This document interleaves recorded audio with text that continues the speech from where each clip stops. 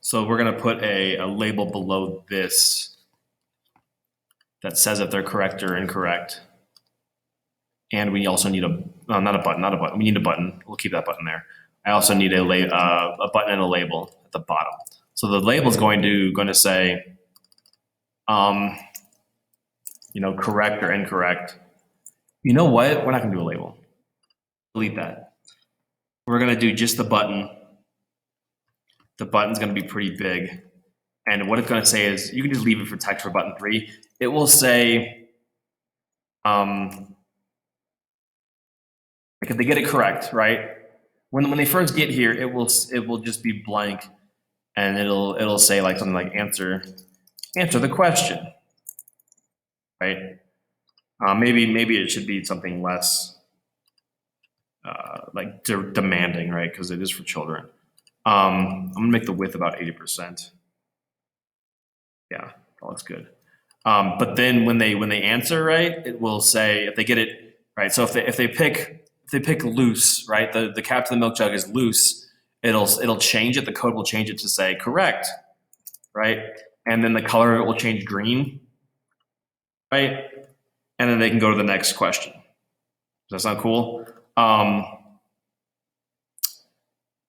If they get it incorrect, right, it'll say, try again, and then they'll have to click the other one until they get it correct, because we want them to make sure they learn and understand what they got wrong.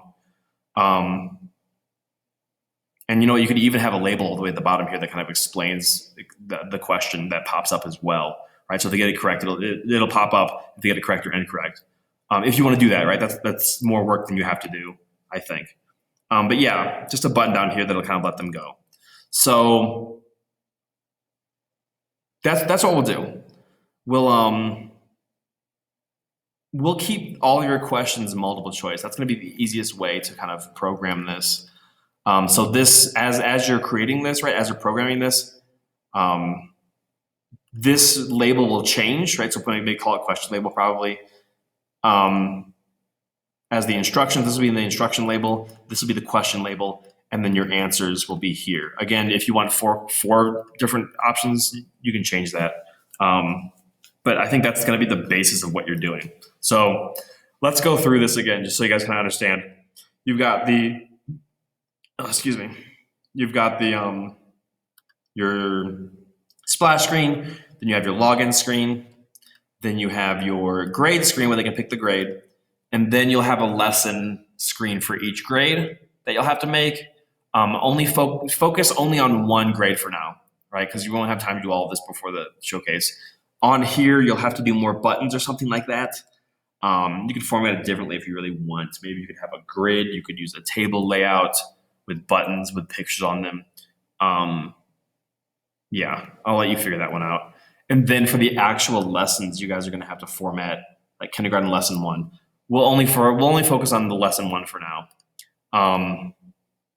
If you want to if we have time, if you want to make a more advanced lesson to kind of showcase, that'd be cool too. But focus only on lesson 1 for now and format this. The code will change all this stuff as the answer stuff. All right.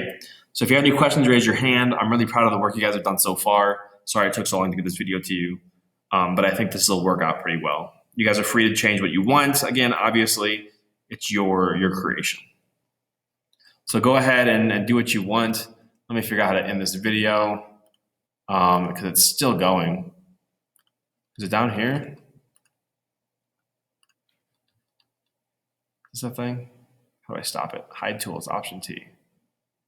Eraser, pen. Pause recording.